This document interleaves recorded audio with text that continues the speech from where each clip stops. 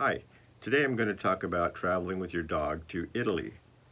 For the past 4 years, we've traveled with our dog Emma, and it's not much of a problem, but there are things you have to prepare for and some gotchas that are good to know about, and we'll talk about those here.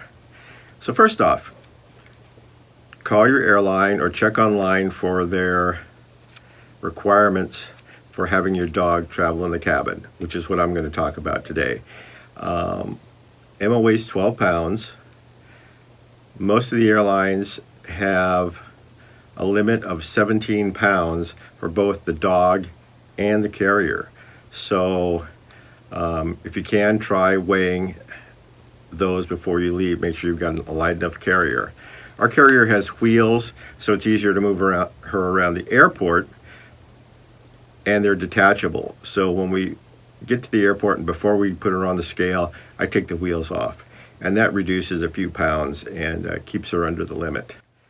Other than that, from what I've read, you're not required to tell them in advance that you're bringing the dog. You can just show up at the airport. I like to just let them know because they do have a limit on the number of dogs they will allow in the cabin on a particular flight.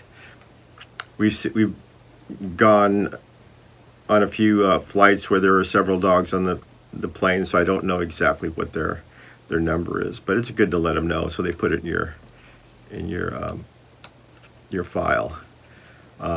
They will also try to get you to pay on the phone. I don't do that. When I talked to the Swissair at one point when we started this, he quoted me $200 per leg, which would have meant $400 each way, $800 round trip. I told him I'd think about it, and I went to the airport to check in, paid there. They charged me $200 each way, so $400, which is half of what they wanted to charge me online or on the phone. So I'd say wait. If you're nice to the check-in people, they'll usually work with you. What to prepare for? First of all, 30 days in advance of your arrival in Europe, you should make sure your dog has had their rabies shot. If they have not had a rabies shot at all, they have to wait 21 days after that initial shot in order to fly. And that's 21 days in advance of arriving in Europe.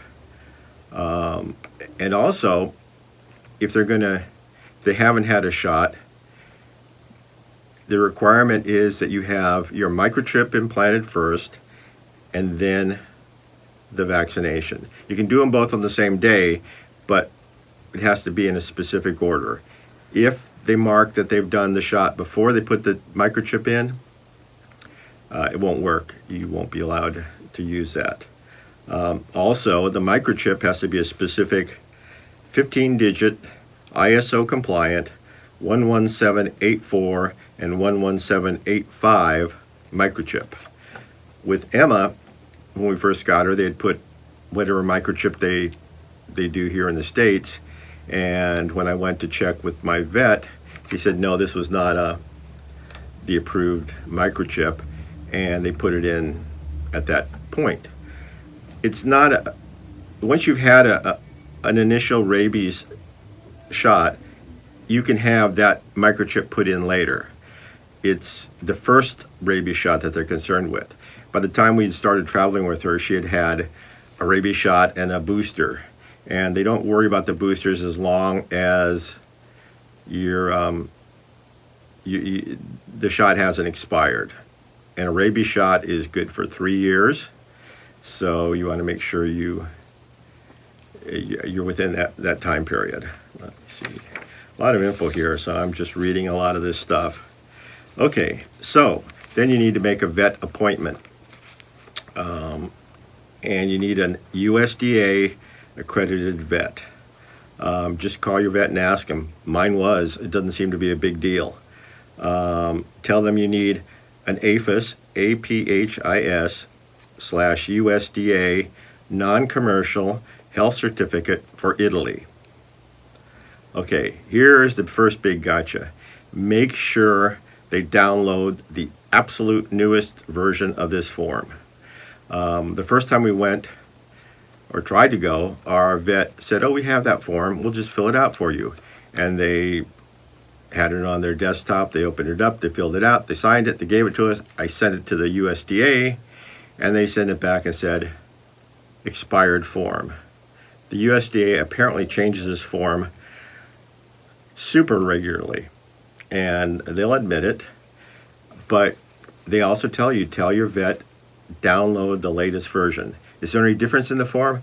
The only difference is the form number. They update the form number, and they know it. So they won't let you get by. They'll throw it back.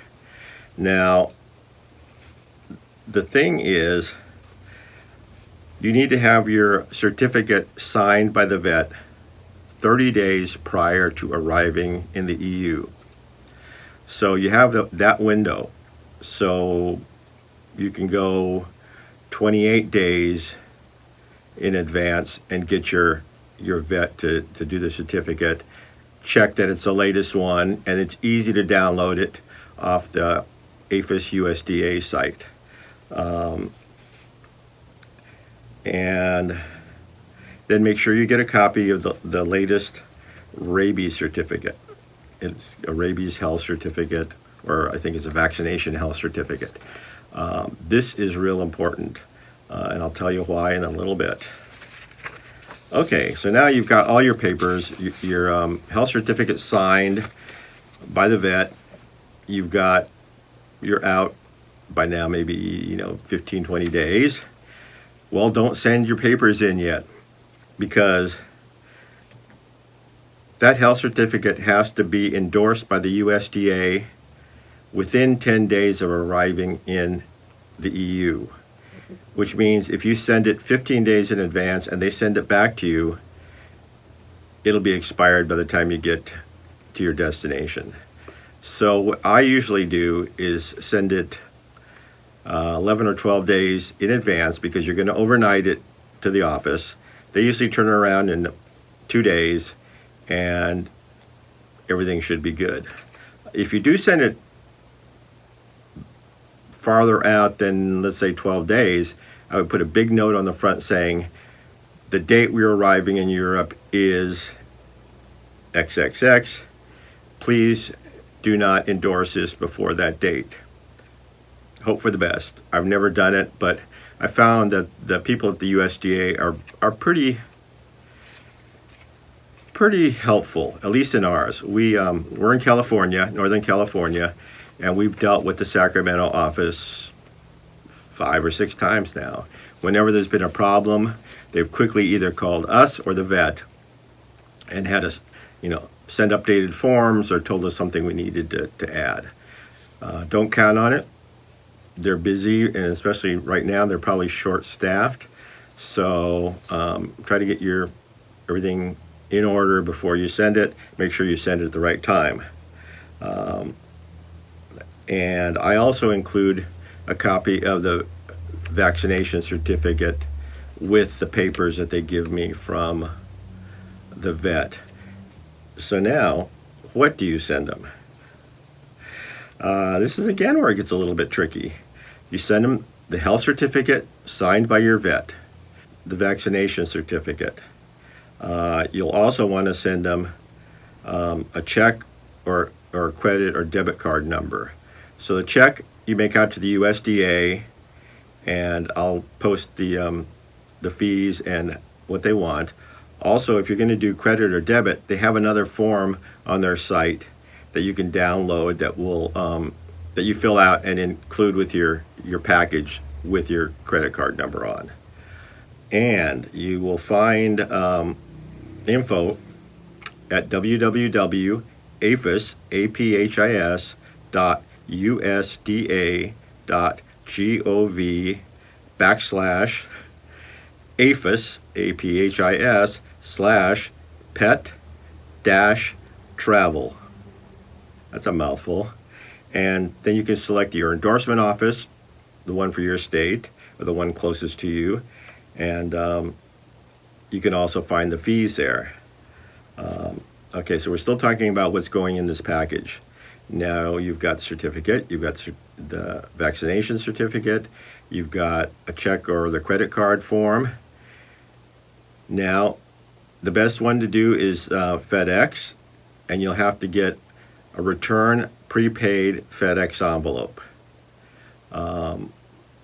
which when you go to the FedEx, they'll say, okay, we'll just put in a label and they can put on the envelope. Nope.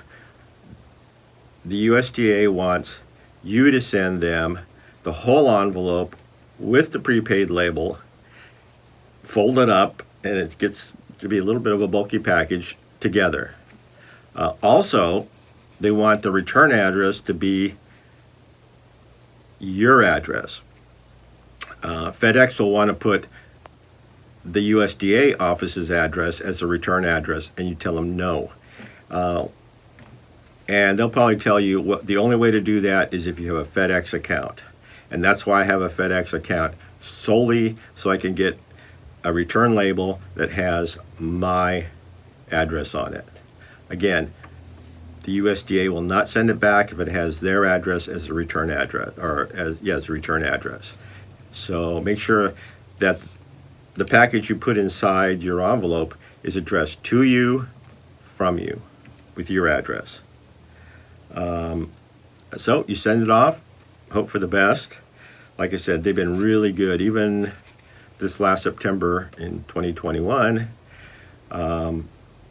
they turned it around in 2 days. So they really know that they have to get these papers to you in time to leave. I could tell you a story about how the first time we did this, we had to go all the way to the USDA office to pick up our papers at the last minute. And I don't recommend that. Like I said, with FedEx, they'll do it pretty quickly. I don't think they recommend much of any other mailing service. Okay, so now they'll send back your return package with all your papers, with a stamp, and signed by them. So now you have an endorsed health certificate. When you receive this certificate, go to the back page. There's a number of pages. The very last page is for you to fill out.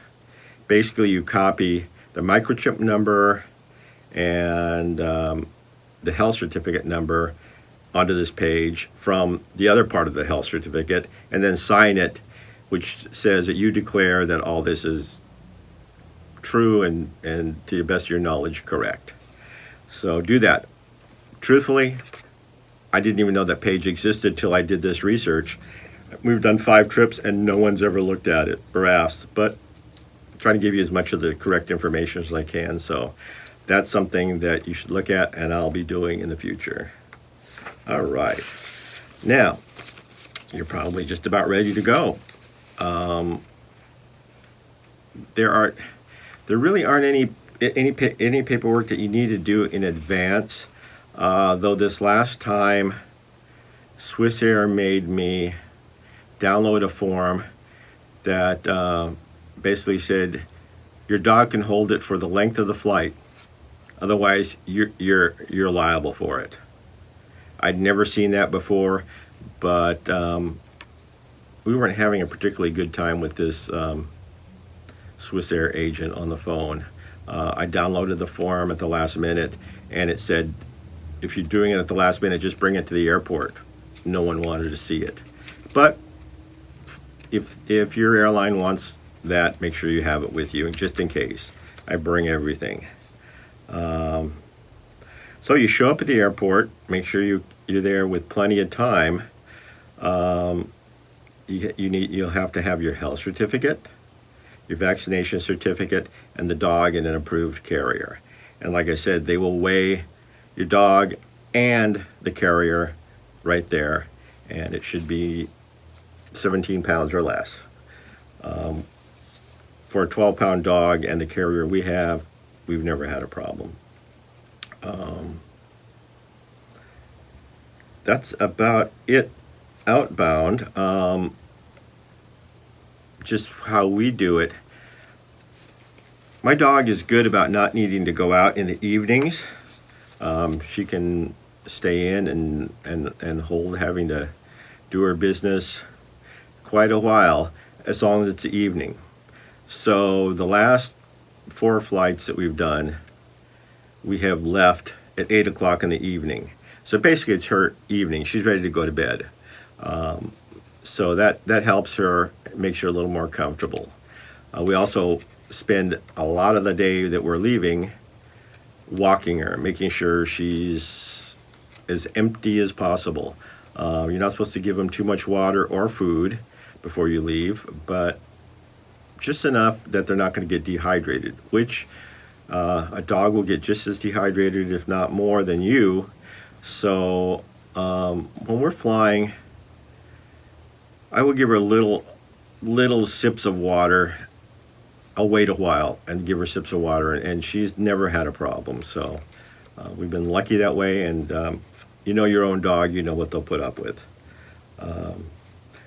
Now, when you arrive in, with us, we've gone usually 2 legs. We fly San Francisco, let's say to Zurich, and then Zurich to Rome. In Zurich, they really don't care about the dog, as long as you're not entering the country. If you're just transiting, they won't care. When you arrive in Italy, you're not going through the passport control, but you'll pass customs coming out. Go to the line that says you have something to declare.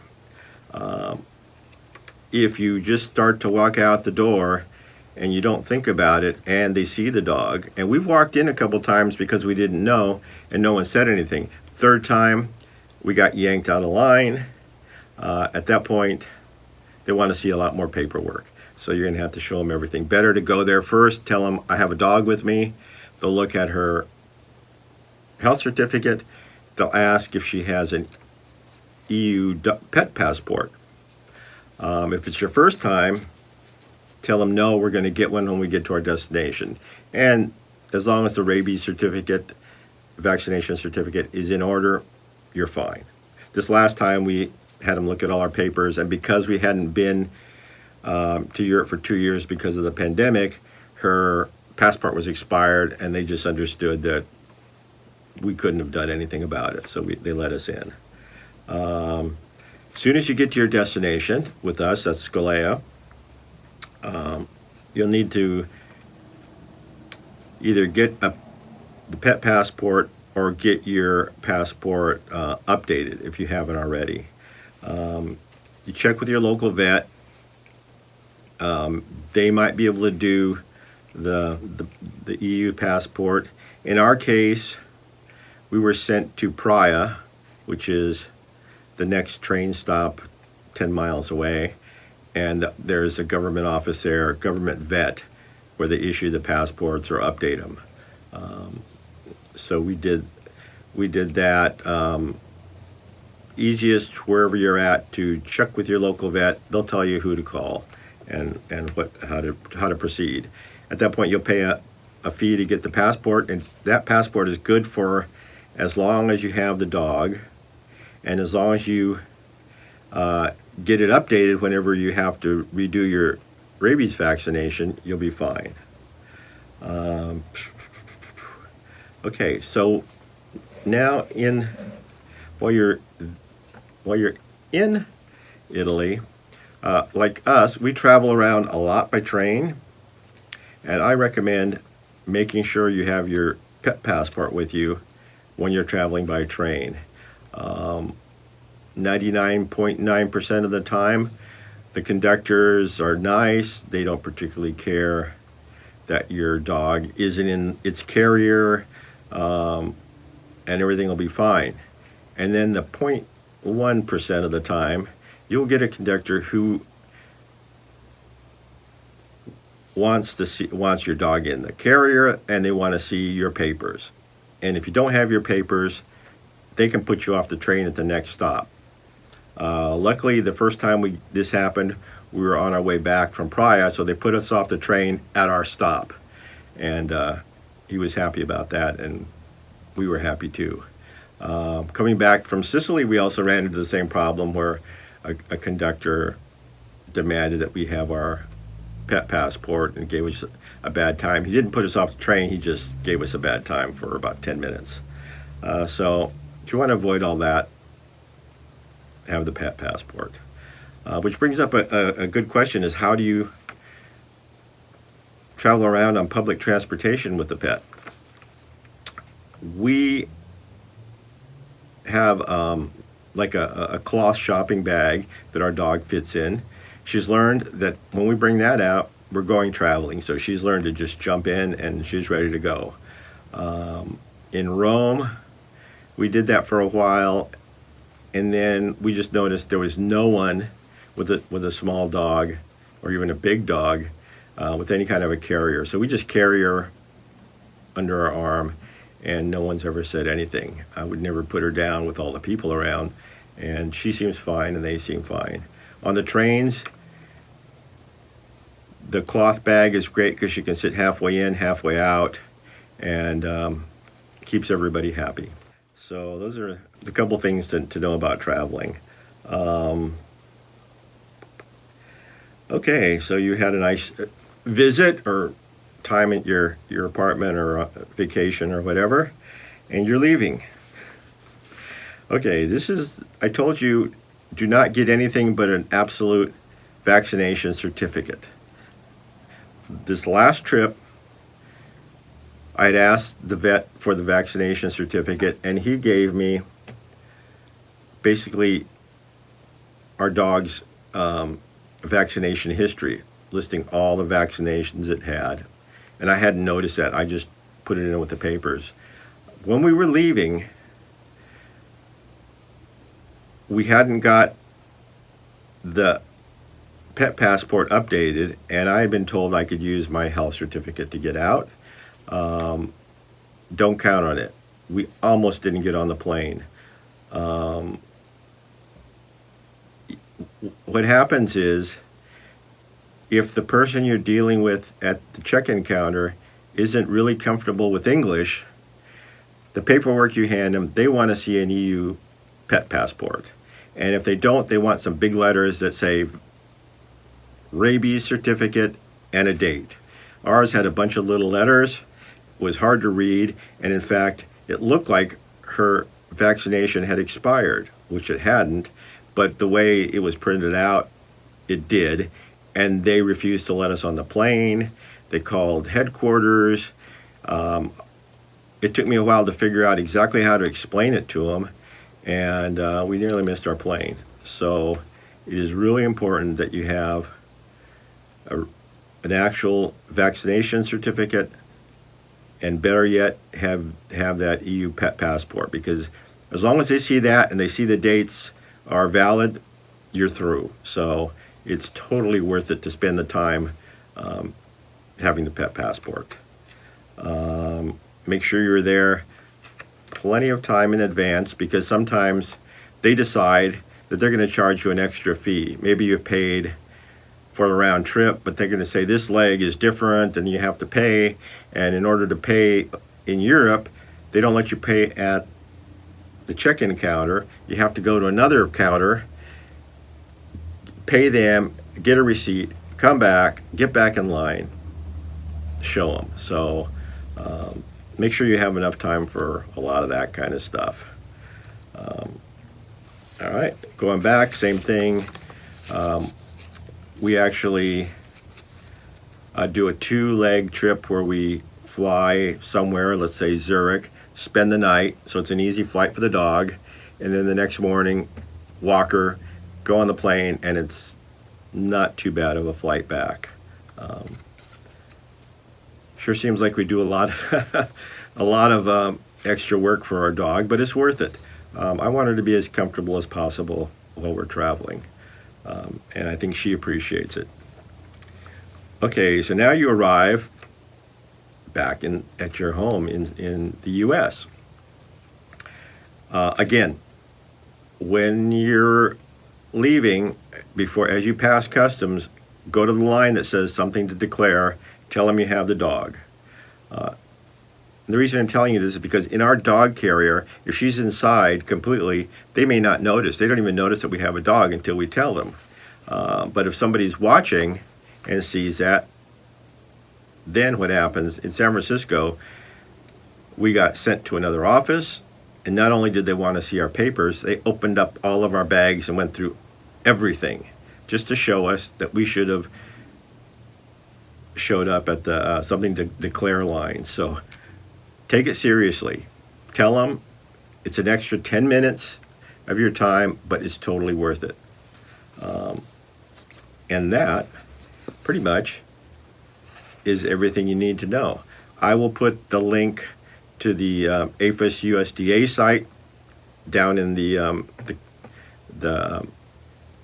information below the video. Hope this has been helpful. If you have any tips from traveling with your dog, put them in the comments and share them with other people. Hopefully this will become an area where a resource for other people traveling with their pets. If you have a larger dog, different rules, the number of animals, it's all on the USDA site. You got a cat, it's all explained. And for the most part, traveling within the EU in almost all the countries is pretty much uniform. There are a few that that have other restrictions. So again, when you're on the USDA site, they'll tell you. They have it's nicely laid out. It's hard to, there's a lot of information, so you have to spend some time, but all the information you need is there. So the link's down below. Use it. It's your friend. Thanks. Bye.